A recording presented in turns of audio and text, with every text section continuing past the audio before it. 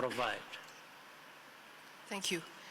Excellence présidente Tshisekedi, il me semble que récemment vous avez soumis une demande d'adhésion à la communauté d'Afrique de l'Est. Vous êtes clairement investi dans l'intégration régionale. Je sais que même la semaine passée, vous avez créé un fonds spécial pour l'entrepreneuriat, particulièrement pour les jeunes. Est-ce que vous pouvez nous parler un peu de votre vision pour la RDC? La RDC, c'est une grosse pointure. L'Afrique regarde vers la RDC pour son développement généralement. Parlez-nous un peu de votre vision et je suis aussi particulièrement intéressée par comment vous allez ramener ou utiliser ou capitaliser sur la diaspora congolaise. Bien, merci madame. Avant de répondre à votre question, permettez-moi de remercier d'abord les organisateurs pour l'honneur qu'ils m'ont fait de participer à cette réflexion, de remercier également mon frère le président Kagame qui m'a invité aussi à participer à ces réflexions qui, à mon sens, sont essentielles pour le devenir de l'Afrique.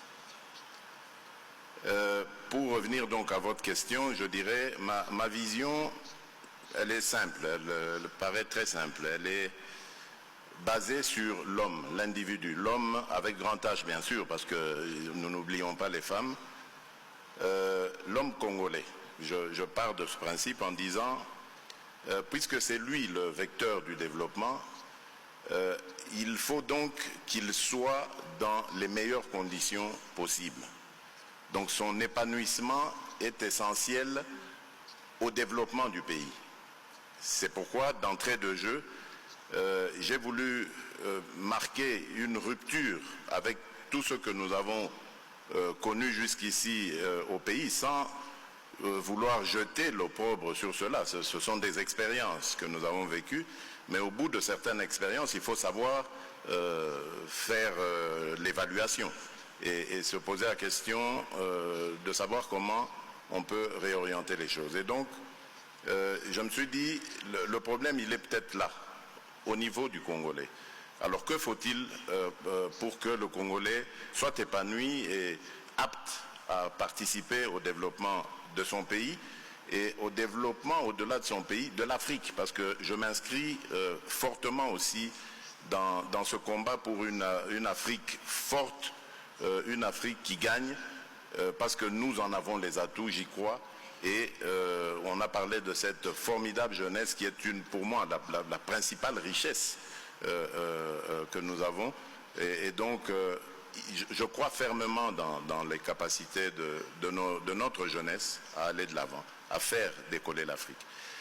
Et donc, cela dit, je me suis dit, il faut accompagner l'individu, l'homme congolais dans son épanouissement.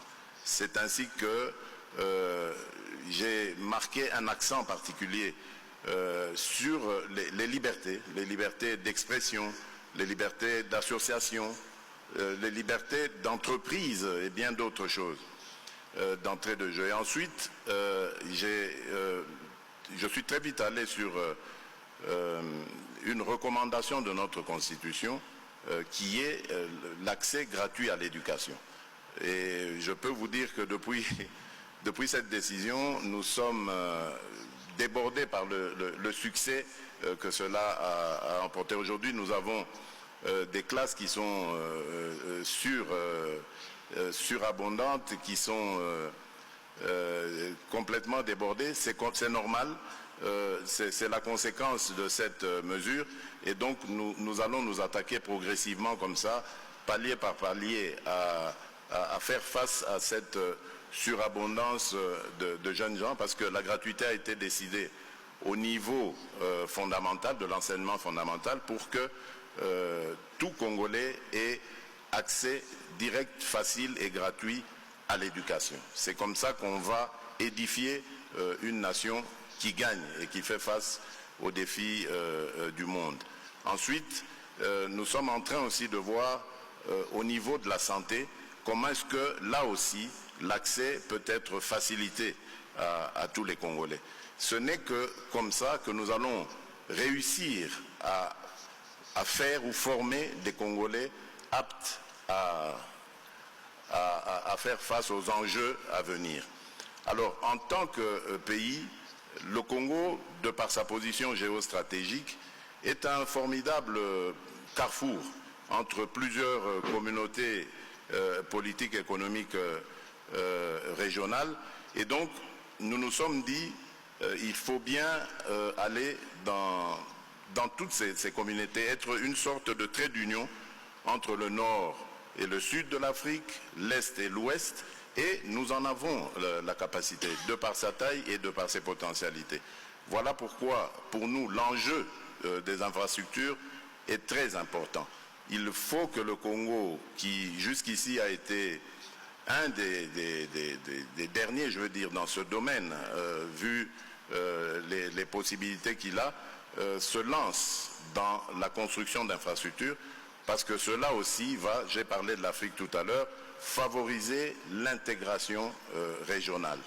Et c'est ce qui nous a poussé très récemment à faire la demande d'adhésion à l'East African Community, parce que nous pensons que l'Afrique ne va pas réussir une intégration immédiate dans toute sa largeur, sa grandeur, mais cela ira étape par étape par les communautés sous-régionales qui doivent d'abord s'ouvrir en leur sein, établir des échanges commerciaux et autres, et ensuite, petit à petit, faire le lien avec d'autres communautés et arriver à élargir cette intégration à toute l'Afrique.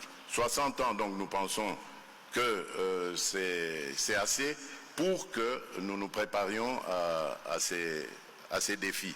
Ensuite, bon, par rapport à la diaspora, je crois que le Congo, de par son histoire, a créé énormément, j'allais dire, d'étrangers congolais, donc de Congolais aux nationalités étrangères. Et c'est aussi là une autre richesse, parce que beaucoup d'entre eux ont été vivre à l'étranger pour X, Y raisons, et ont acquis de l'expérience, que ce soit par leurs études ou par leur profession, et cela constitue également une richesse. Mais évidemment, ils n'abandonneront pas du jour au lendemain leurs activités pour autant, même si on sent qu'il y a cet attachement, cette envie de revenir au pays. Et donc c'est à nous, qui sommes sur place au pays, de créer les conditions attrayantes et surtout rassurantes pour que ces Congolais qui aiment toujours leur pays et qui y sont toujours attachés puissent, je veux dire, arrêter ce qu'ils font à l'étranger et retrouver la même activité au Congo. Mais pour cela, évidemment, nous avons besoin d'améliorer les conditions de vie des Congolais et davantage promouvoir j'allais dire, les lois et toutes les réformes nécessaires qui puissent rendre notre pays suffisamment compétitif et attrayant et ainsi attirer nos compatriotes qui vivent aujourd'hui au sein de la diaspora. Voilà, madame, merci. Vous l'avez bien dit, parce que Président Tshisekedi. Bien, vous avez entendu ce que le président Faki a dit tout à l'heure, 50 milliards qui fouillent l'Afrique à cause de la corruption. C'est un fléau. Quand on pense que l'Afrique a besoin de 60 milliards par an pour atteindre son développement, c'est un fléau. Donc nous devons tout mettre en œuvre pour lutter contre la corruption, d'une part. Ensuite, c'est vrai qu'aujourd'hui, il n'y a plus de guerre entre États africains, mais il y a des conflits à l'intérieur des États africains, et des conflits bien souvent tribaux, et qui sont très souvent encore liés à la pauvreté. Luttons contre la pauvreté, favorisons ou investissons dans l'autonomisation de la femme et la promotion de la jeunesse. L'Afrique vaincra, j'en suis convaincu. Merci. Président Kagame.